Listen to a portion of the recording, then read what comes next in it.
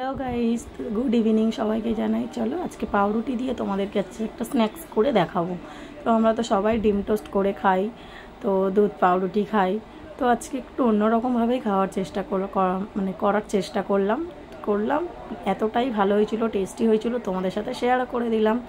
তো বাচ্চা বড় সবাই খেতে পারবে। এটা যদি বাচ্চাদের টিফিনেও দেওয়া যায় না, তো পেটটাও ভরা থাকবে আর দারুণ হয়েছিল খেতে। তো চলো, আমি নিয়ে নিয়েছি 4টে পাউরুটি।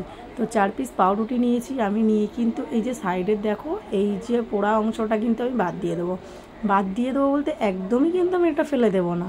এটাকেও আমি কাজে লাগাবো। কি কাজে লাগাবো পুরো ভিডিওটা স্কিপ না করে দেখতে থাকো। তো দেখো, পাউরুটিগুলোকে কিন্তু আমি এই যে চৌকো চৌকো করে কেটে নিয়েছি বা ছিঁড়ে নিয়েছি, যেটাই তোমরা বলতে পারো। গ্রেট করে রেখেছি গাজর। তো এই গাজর নিয়ে নিয়েছি। আমি নিয়ে নিয়েছি একটু সয়া সস, কাঁচা লঙ্কা, একটু জিরে গুঁড়ো পরিমাণ মতন নিয়েছি, হলুদ গুঁড়ো আর নুন, আর নিয়ে নেবো একটা ডিম। তো চলো, এইখানে কিন্তু আমি শুধু গাজরটাই দিয়েছি। তো তোমরা পারলে কিন্তু এতে ক্যাপসিকাম, হচ্ছে তোমার বিনস, এগুলোও দিতে পারো। আমি শুধু গাজরটা ছিল, সেই জন্য গাজরটা দিয়ে তোমাদেরকে দেখালাম। তো কমেন্ট করে জানিও, আমি নেক্সট টাইম আরেকটু অন্যরকম সবজি দিয়ে করার চেষ্টা করব।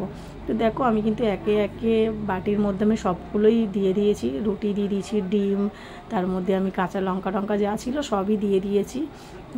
তোমার দিয়ে দিচ্ছি হচ্ছে এখানে গ্রেট করা গাজর। আমি কিন্তু দেখো এখানে কিন্তু পেঁয়াজ দিইনি, ঠিক আছে? তো পেঁয়াজটা আমি একটা কারণে দিইনি, এটা হচ্ছে সন্ধ্যে স্ন্যাক্স, সেই কারণেই আমি দিইনি। দিয়ে দিলাম সয়া সস। কেন দিইনি, সন্ধ্যেবেলাটা না একটু পেঁয়াজটা অনেকে খেতে পছন্দ করে না, যেমন আমরা করি না। তো সেই কারণে কিন্তু আমি এটাকে পেঁয়াজটা স্কিপ করেছি। তোমরা যদি চাও তো পেঁয়াজটা অ্যাড করতে পারো। আর দেখো, সাইডের যেগুলো ছিল না, সেই পোড়া অংশটা আমি একটু কড়াইয়ে নেড়ে ছেড়ে নিচ্ছি। মানে একটু দেখো, এই যে মরমরে টাইপের হবে, তো আমি সেই রকমভাবে একটু করে নিচ্ছি, ওটাকে গুঁড়ো করে নেওয়ার জন্য। তো চলো, আমি ওটাকে এর মধ্যে দিয়ে দিলাম 1 চামচ মতন সুজি।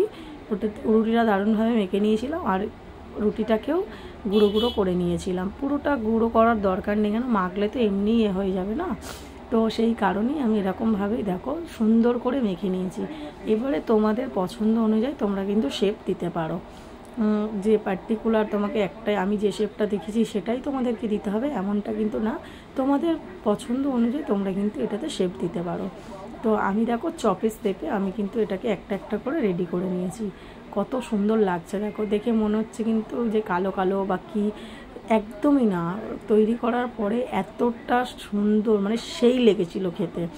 আর মানে খাওয়ার পরে না পেটটাকে দারুণভাবে ভার রাখে কিন্তু।